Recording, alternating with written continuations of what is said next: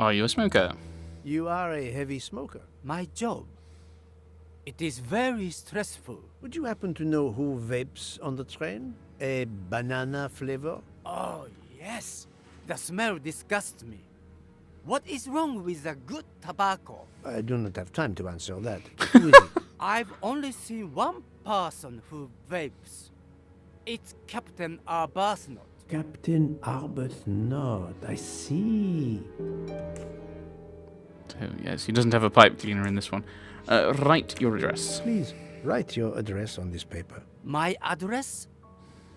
I don't see why. I think I hear Monsieur Bouc approaching. My address? Yes, of course. Right hand. Another right-handed person. Not surprising. Most people are. Well, you're expecting at least one to be stabby. Well, several to be stabby, stab, and left-handed. Your testimony was invaluable to me. Thank you.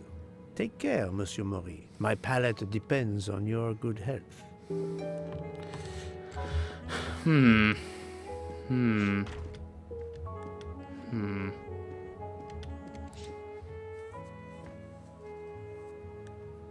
Here is your key. Thank you very much. My pleasure.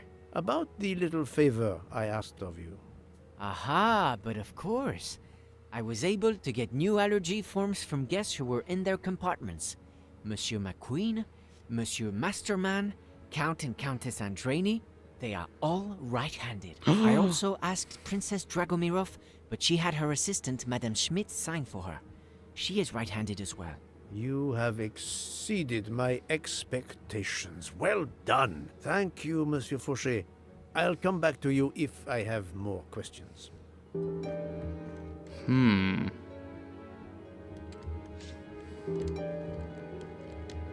Okay, is there anything particular I need to do next? Scroll. We need Arbuthnot. We still need to work on right and lefties. Yeah, okay. So there's more pressing conversations to have. So we shall keep going. Just checking if there was anyone there, but I assume they're just all going to be further down. We can try just knocking on the doors as we go past. Maybe. Now, I've already spoken to you. Okay.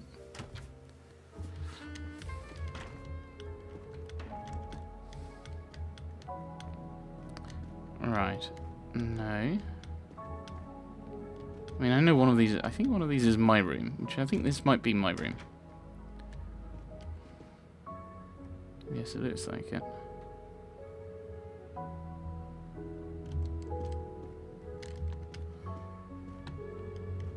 Okay.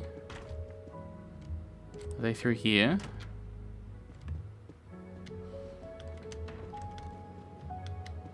Okay, so where are the people I need to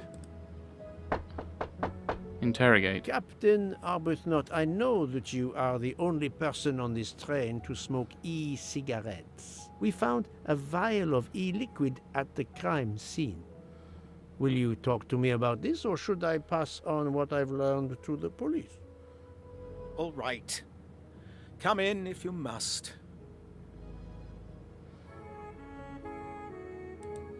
So, come in.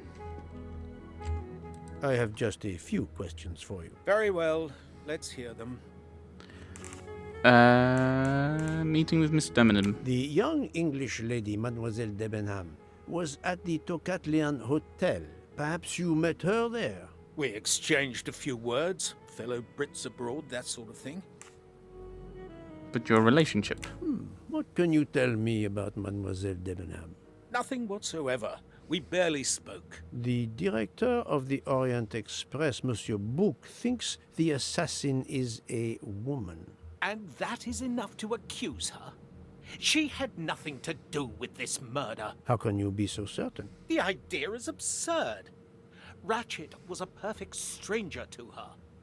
She'd never seen him before. Ah, did she tell you so? Well, yes, maybe she did. She may have commented once upon his somewhat unpleasant appearance. If a woman is concerned, as you seem to think, to my mind, without any evidence, I can assure you that Miss Debenham could not possibly be implicated. It is clear that the captain is defending Miss Debenham, a woman he supposedly doesn't know very well. Rather vehemently. What were you doing last night? What were you doing last night around 1:15? 1:15? I believe I was still talking to that young American fellow, Mr. McQueen, the secretary of the man who was killed. We were in his compartment. He was a friend or acquaintance of yours? No, I never saw him before this journey. We'd hit it off at dinner, and the conversation continued into the early hours. Until what time was that? Until 1:45 or so. Then I retired to my room and went to sleep. Did you notice anything unusual being up at that time? There is nothing you can recall last night that in any way struck you as suspicious? It's nothing. A mere detail. Allow me to be the judge. Well, before returning to my room, I went to the lounge car to get a glass of water. When I was passing through the first-class corridor, I noticed that the door, which is just after your room, 201, was not quite closed, and the person who was inside peered out in a furtive sort of way. Then he closed the door quickly. I know there's nothing in that, but it was the furtive way it was done that caught my attention. Struck me as a bit odd. I understand. Thank you for letting me know. Well, could you write your address? Could you write down your address here, please? My address? If you insist. Okay. This man is right-handed. Is everyone right-handed? What's the point of doing the kind of, there's some righties, some lefties, with the stabbing, and then go, actually, just everyone's right-handed. Right, vape.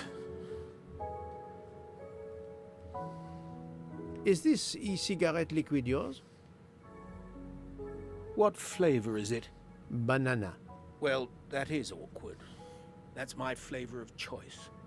But I have no idea what it was doing there, whatever. Can you explain how it ended up there? I have no idea. I never entered the man's room, Poirot. That's the truth. Okay. Thank you, Captain. You're welcome. Very interesting.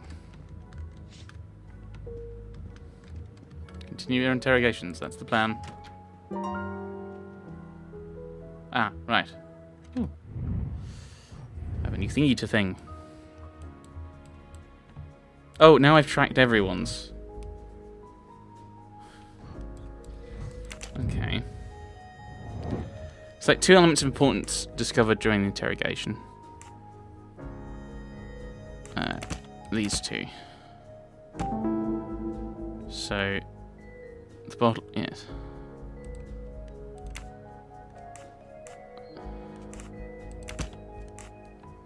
Oh no, so those 2 together? Has an alibi for the time of the crime, but the banana thingy can't accuse Arbuthnot. His alibi protects him despite the liquid found at the crime scene. I mean, Captain not necessarily. Arbuthnot is the only passenger to smoke an e-cigarette. Even if this liquid in Ratchet's room is a solid clue, he has an alibi. I cannot accuse him without any other proof. So yes, Little grey cells did not let me down. so yes, either the evidence doesn't work, is bad, or the alibi is bad. Right, we need to confront Ms. Olsen. How is Mademoiselle Locke, Doctor? Her vital signs are improving, but she is still unconscious. I understand. Thank you for looking after her. Alright. Is this Ms. Olsen? Pardon this intrusion, Mademoiselle Olsen, but something you told me earlier confuses me. Oh, please, come in.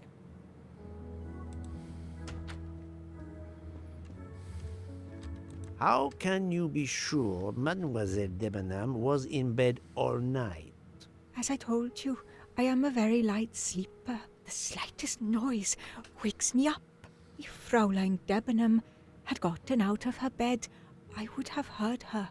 I got up this morning around 8 a.m. She was sleeping soundly. Oh, hello. Very light sleeper. Slightest noise wakes me up. I mean, there's no reason to lie about that one. You sure about that one? I know there is a clue somewhere to prove she's lying. Oh, okay. That one then. Are you certain you would have heard her? Yes. Why are you asking? I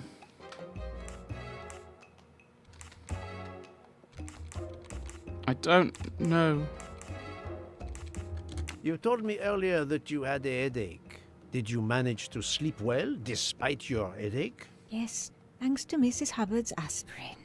My headache went away and I managed to sleep peacefully. And that could be the answer to her contradiction. Miss Debenham woke up. I spoke to Mademoiselle Debenham and she told me that she got up around 5 o'clock in the morning. She opened the door and looked down the corridor. It was then that she saw a woman in a red kimono. How do you explain that? I think I must have been sleeping very soundly not to have heard it. Oh, but does that make me a suspect? I am not accusing anyone, mademoiselle. Do not worry. I am just trying to determine what happened last night. Thank you for your testimony. Okay.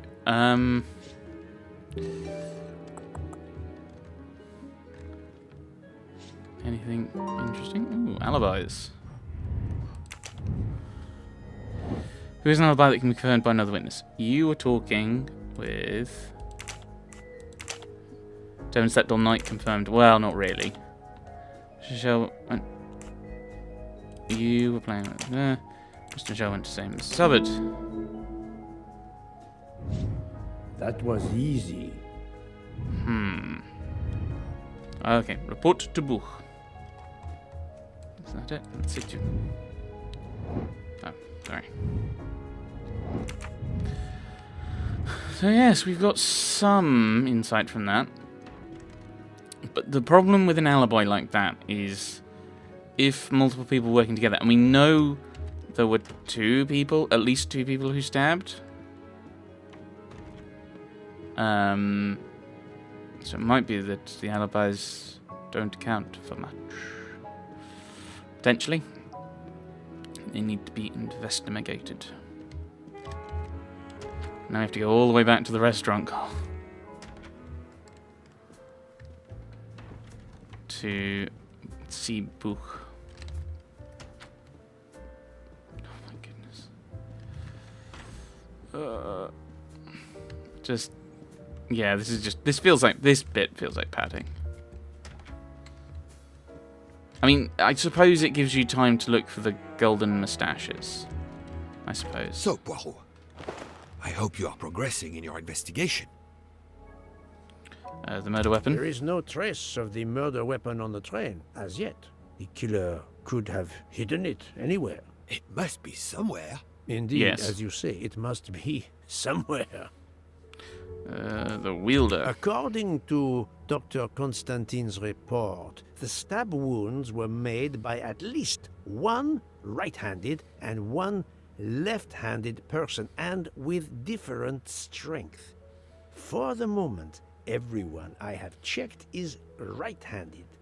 It is impossible to draw any conclusions as yet. However, I still have a few people to interrogate, notably the Russian princess. You still have many avenues to explore? Indeed, the case is far from over, mon ami. The vape smoker. I identified the person responsible for the bottle of liquid for the vape found at the crime scene. So, this is our culprit? Do we hold him? No, unfortunately, this bottle belongs to Captain Arbuthnot, but he has an alibi confirmed by Monsieur McQueen for the time of the murder. Monsieur Bouc, Monsieur Poirot. Michel, calm down. But it's Mrs. Hubbard. She says she found the murder weapon in her room. She's very upset. Let's go, Poirot. Okay. Oh, right.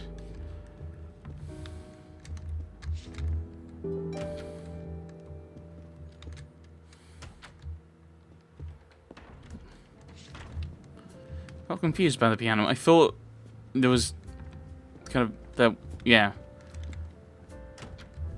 I thought we just went straight into the compartments, the kind of compartment carriage. So I was just like, why is there a piano there?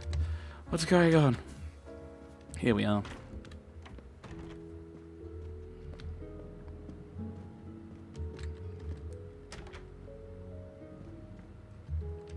I demand to be allowed to leave this train! Madame, we are in the mountains, trapped in a snowdrift. Stating the obvious, there is a murderer among us. He had the audacity to hide his weapon in my room. Please, Madame Hubbard, take a deep breath and tell us what occurred. Where did you find the knife? I wanted to get a handkerchief from my purse, and when I opened it, I saw it! A bloody knife! Am I next to be murdered? I very much doubt the murderer would give you his weapon. What do you mean? Madame, he would have used it. Oh, I haven't! Did you touch the knife? Of course not! What a question! I will take that as a no.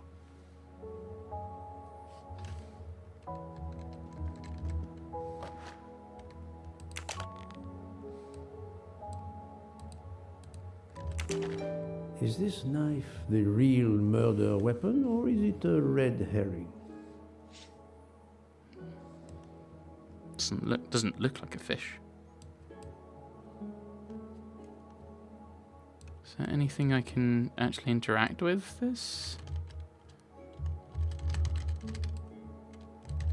Okay, it says I can navigate, but apparently not.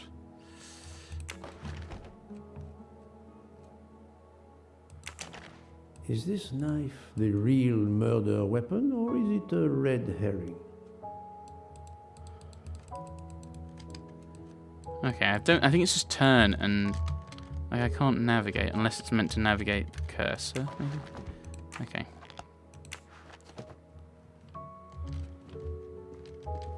Mrs. Hubbard is distraught, Poirot. I should stay with her. Please go on without me. I have every right to be distraught. Thank you, Mr. Bouc. I don't... What? He wasn't saying you didn't. What to do? Prove the knife is the murder weapon. Oh, I have to go... So if I pop in here... Oh, no, I can't go in there. Okay, fine. So what do I do then?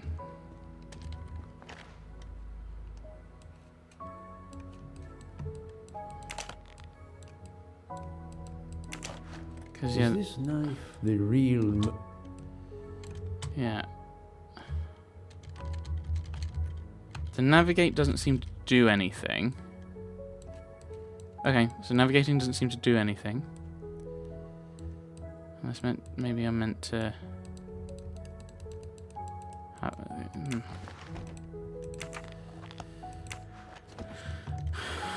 Is he in the next?